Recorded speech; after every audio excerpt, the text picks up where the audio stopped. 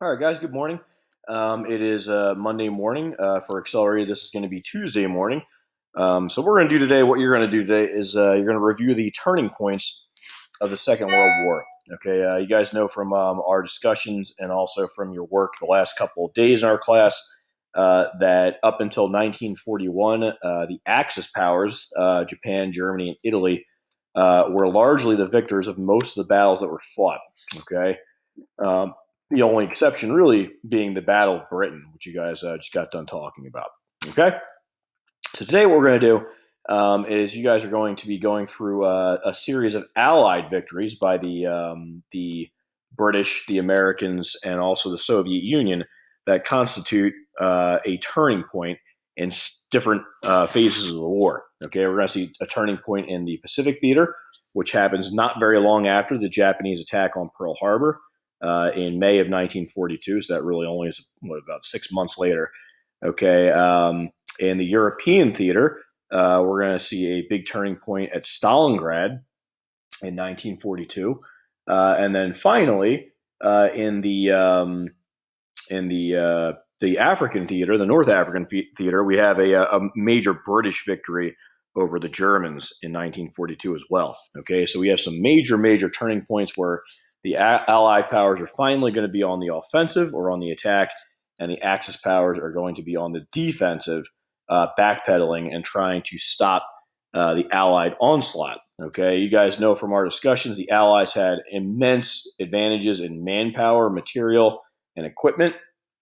They had the industrial power that the Axis powers did not have. Again, Germany and Japan are very small nations, so is Italy.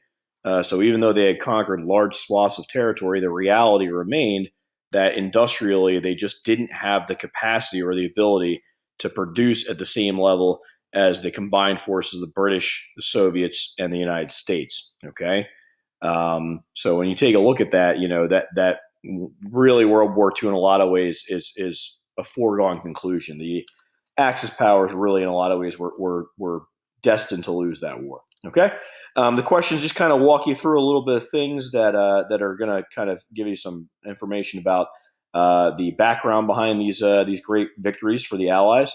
Okay, so it says with a partner, you guys can work together on this. That's fine. Okay, just make sure that your answers are well thought out. Okay, because again, these questions will turn up, or variations of the questions I should say, are going to be on the quiz for CP. It's going to be Wednesday, and for accelerated, the quiz will be on Thursday. Okay, so CP, you guys are looking at Wednesday the 29th, and then accelerated, you guys are going to be on Thursday the 30th. Okay, so you're going to discuss the difficulties that the Allies faced entering 1942. Okay, you guys can use the attached maps down here. You can see the extent of German territory that's been conquered in the Soviet Union and North Africa.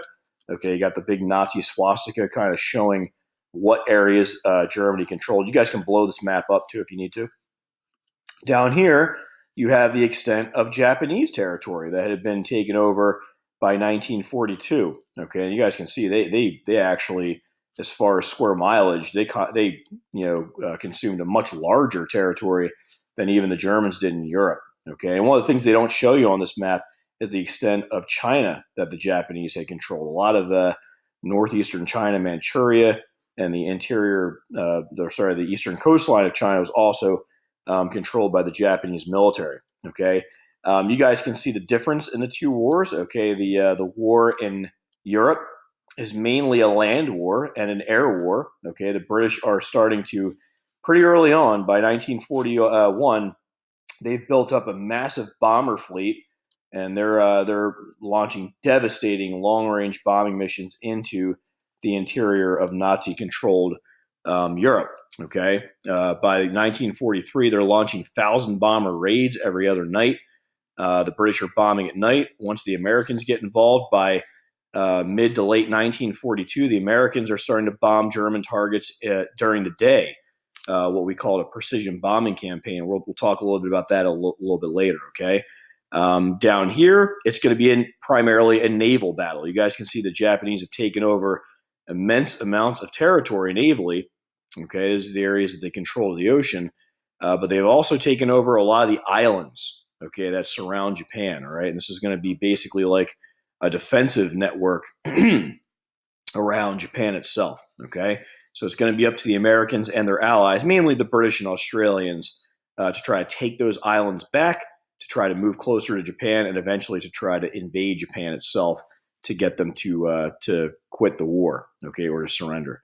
All right, so we're going to talk about turning points. Okay, for each major battle, you guys are going to locate the position on the map. You guys can see, if you zoom in, you can see the Battle of Midway is right here. It's already located for you. But El Alamein, you guys are going to have to do a little bit of research. Okay, that's going to be in North Africa. Battle of Stalingrad, okay, way out here in the eastern part of Europe, okay, the western part of the Soviet Union, along the Volga and Don rivers. Okay, so you guys can label Stalingrad way out here. You guys can label El Alamein over here, okay, in North Africa. And then you guys want to make a note that the Battle of Midway was fought right here. And the reason it's an easy one to remember, Midway is literally midway between Pearl Harbor and Japan. Okay, so it's right smack in the middle. So think of Japan, Pearl Harbor being the attack that started the war between Japan and the United States, and Midway being the turning point. Okay. All right, so for each one, you guys have a little video you're going to watch. Okay, I previewed them. They're all accurate. They've all condensed the information pretty effectively. Forget about all the ads. There's going to be some ads on there. Some of them are from some pretty biased media components. So don't go clicking on the ads, and don't go telling them to, don't go watching the crap that they're trying to give to you. But the rest of it's good. The actual videos are pretty good. They have little visuals on there for you.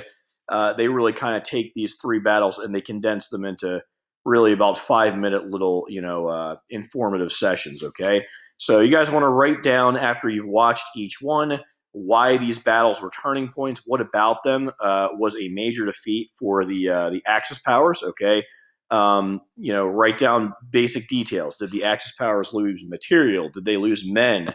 Strategically, why was it a defeat? Okay, what initiative did they lose? Okay, what did it result in? What did it result in for the Allies? Okay, so you guys are going to watch all three of these videos. Like I said, none of them is more than 8 minutes, so it won't take you very long. Okay, all right, guys, this is going to be due on for CP on Wednesday. So it will take you a little bit of time to write and respond to the prompts. Okay, make sure that you guys are responding accurately. Okay, so don't just cut and paste something that you saw somebody else write down, because I've noticed that when you guys do that, a lot of times it's not very good information. Okay, make sure you do the work. All right, because again, on Wednesday, you guys are going to be responsible for the work, and it's going to be a timed assessment. Okay, in other words, you're only going to have a specific amount of time to do it. That way, you guys can't be sharing answers, and even if you do, you're going to run out of time, and it won't be effective. Okay, so make sure you guys are doing this stuff on your own. Make sure you guys have everything turned in. I'm updating Power School over the next couple of days here. All right, so if you guys have stuff missing or prompts from Google Classroom, make sure that stuff gets done. Okay. All right, guys. So I will be back in contact with you on the next day that we meet. Okay, and make sure, again, this is going to be turned in for CP on Wednesday, right before the quiz. You can turn it in earlier, obviously. I prefer that you turn it in earlier. And for accelerated, this is going to be due on Thursday. Okay.